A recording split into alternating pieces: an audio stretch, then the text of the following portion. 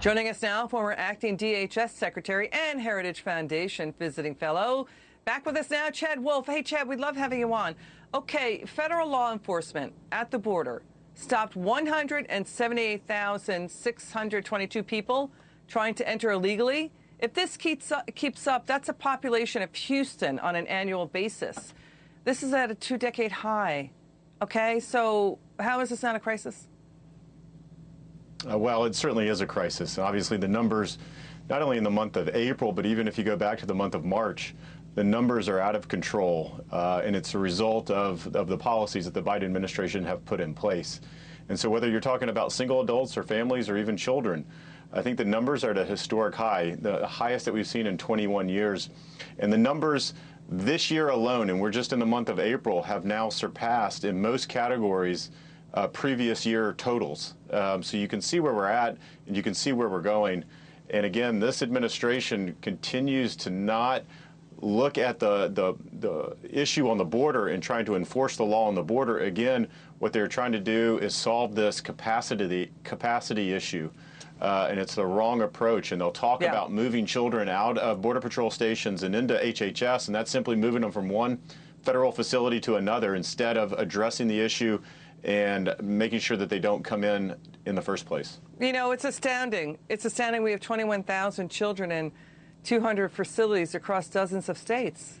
These toddlers, infants we're talking about. Yeah. Are these numbers correct? Up to 185,000 gotaways, meaning people crossing unapprehended, not apprehended. Is that number correct? Well, that's probably the number for the entire fiscal year, but certainly that number, as they go up, as the numbers increase each and every month, the number of gotaways increase each and every month. And so whether you're just looking at April and May alone, you're probably looking at 25,000 to 35,000 gotaways. And these are individuals that Border Patrol never encounters.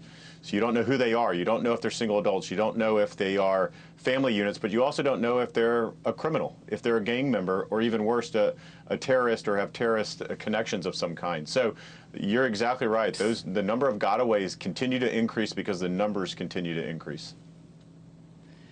You know, here's the thing. This is a federal and states' rights issue. Human smugglers abandoned 5 unaccompanied toddlers as young as 11 months. Wasn't even old enough to walk. Border agents in Texas again seized, now this time, $4.6 million in meth and cocaine. The National Guard is finding abandoned AK-47 style pistols in a bag at the border region. So we have 20 U.S. governors firing off to a letter saying to the Biden administration, you're essentially violating states' rights. You're letting criminal, illegal drug traffickers, people who've been convicted of homicides pour into our towns and cities.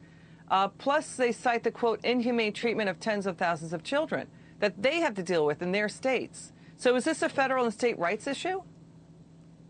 Well, I believe the governors are exactly right. The crime and the resources that it's going to take to dedicate to this come from the states. Now, the federal government's trying to house these individuals, but once they're released into the U.S., which the vast majority of family units and children are, it then becomes a states issue.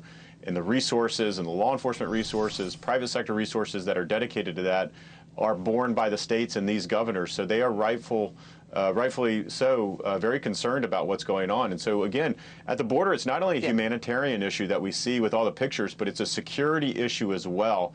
And these are two things that did not have to happen. I have to remind folks that this is a crisis that was entirely inflicted upon the country by the Biden administration. They were handed a border that was safe, secure, and the numbers were under control.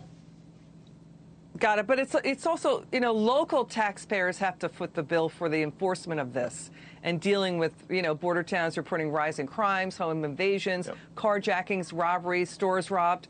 So that it is the local U.S. taxpayers in these states having to foot the bill to deal with this, right? Final word.